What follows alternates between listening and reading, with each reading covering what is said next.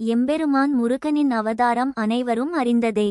ஆனால் அதற்கு காரணமாக பல சம்பவங்கள் பல காலம் முன்பாகவே நடந்தேறின. முன்னொரு காலத்தில் தட்சன், காஸ்யபன் என இரு பிரஜாபதிகள் பிரம்மனை நோக்கி தவமிருந்து பல அரிய வரங்களை பெற்றனர். இதில் தட்சன் என்பவன் அரச வாழ்க்கையை விரும்பி கேட்டு அதை அடைந்தான். காஸ்யபர் தவசீலராக வாழும் வாழ்க்கையை தேர்ந்தெடுத்தார். தட்சனின் தவப்பயனால் உலகன்னையே அவனுக்கு மகளாக வந்து பிறந்தாள். ஆதியும் அந்தமும் இல்லாத சிவபெருமானே மருகனாகும் நற்பேறு வாய்த்தது தட்சனுக்கு. ஆனால் அவன் ஆணவத்தால் சிவனை மதியாது அழிந்து போனான்.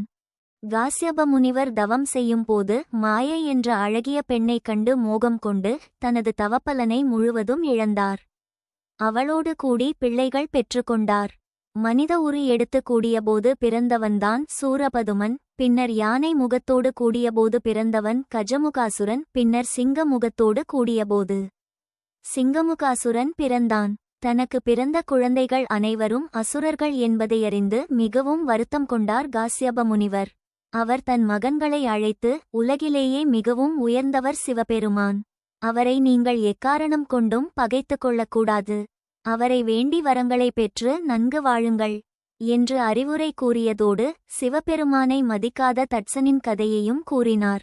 மூவரும் இன்று முதல் சிவபெருமானே எங்கள் கடவுள், நாங்கள் அவரையே வழிபடுகிறோம் என்று கூறினர்.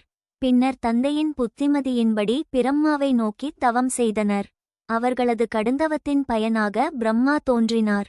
அவரை பார்த்தும் சகோதரர்கள் மூவர் மனதிலும் பேராசை என்ற மாயை உட்புகுந்தது. தந்தை சொன்ன அறிவுரையை மறந்தனர். 1008 அண்டங்களையும் 108 உலகங்களையும் அடக்கி ஆளும் வரமும் அதோடு இரவாத வரமும் வேண்டினர். பிரம்மா திகைத்து போனார். சூரபதுமா, நீங்கள் கேட்ட முதல் 2 வரங்களையும் அளிக்கிறேன். ஆனால் இரவாவரம் என்பது பூமியில் பிறந்த உயிர்களுக்கு கிடையாது. அதனால் யாரால் உனக்கு மரணம் சம்பவிக்காது என்று நினைக்கிறாயோ அவனை குறித்து வரம் கேள் என்றார். தான் மிகுந்த புத்திசாலி என்ற ஆணவம் கொண்டவன் சூரபதுமன். உடனே, ஐயனே, பெண்ணுக்கு பிறக்காத ஆனால் பெண்ணுக்கு மகனாக இருக்கும் ஒருவனால்தான் எனக்கு அந்திம காலம் வரவேண்டும் என்று வேண்டினான். அவ்வாறே வரம் கொடுத்து மறைந்தார் பிரம்மன். அன்று முதல் சூரபதுமனது அட்டகாசங்கள் ஆரம்பமாயின. தன்னை அழிக்க ஒருவரும் இல்லை என்ற ஆணவம் அவன் கண்ணை மறைத்தது. முனிவர்களையும் ரிஷிகளையும் துன்புறுத்தினான். தேவர்களையும் நவகிரகங்களையும் கூட அடிமையாக்கி சிறையில் அடைத்தான். தேவகுல பெண்களுக்கு அவன் இழைத்த கொடுமைகள் சொல்ல முடியாது. இந்திராணியையும் சிறைப்பிடிக்க முயன்றான். ஆனால் அவள் ஒரு மலர் போல மாறி தப்பிவிட்டாள். அவனது கொடுங்கோலைக் கண்டு அண்ட சராசரங்கள் நடுங்கின. மழையும் காற்றும் வெப்பமும் கூட அவனை கேட்டுத்தான் தங்களது பணியை செய்ய வேண்டும் என்ற நிலை. அப்போது நாரதமுனி பிரம்மாவையும் மகாவிஷ்ணுவையும் அழைத்து கொண்டு கைலாயம் வந்தார். தேவர்களின் நிலையைச் சொல்லி அபயம் கேட்டார். சிவனுக்கு ஈசானம், தத்புருஷம், அகோரம், வாமதேவம், சத்யோஜாதம் என்ற 5 முகங்கள் உண்டு.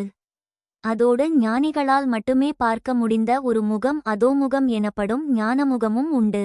ஒவ்வொரு முகத்திலிருந்தும் ஒரு நெருப்புப் பொறி வருமாறு செய்து அதை தனது நெற்றிக் கண்ணால் வெளியிட்டார். உலகம் தகித்தது. அந்த வெப்பத்தை தாங்க முடியாத அன்னை உமையவள் காலில் சிலம்பு பரல்கள் தெறிக்க ஓடினாள். அவற்றிலிருந்த நவரத்தினங்கள் சிதறின. நெருப்பின் வெம்மைப்பட்டு அவை நவவீரர்களாக உருவாயின. அக்னி அந்த நெருப்பைக் கொண்டு போய் சரவண பொய்கையில் சேர்த்தான். கங்கை நீர் அதை குளிர்வித்தது. அழகான 6 தாமரை மலர்களில் 6 குழந்தைகள் செந்நிறத்தில் சொலித்தன. அவர்களை கார்த்திகை பெண்கள் 6வரும் எடுத்து பாலூட்டி வளர்த்தனர். அன்னை சக்தி தனது அம்சங்களை அவர்களுக்கு அளித்தாள். அதனால் அவர்களும் தெய்வாம்சம் பெற்று விளங்கினர்.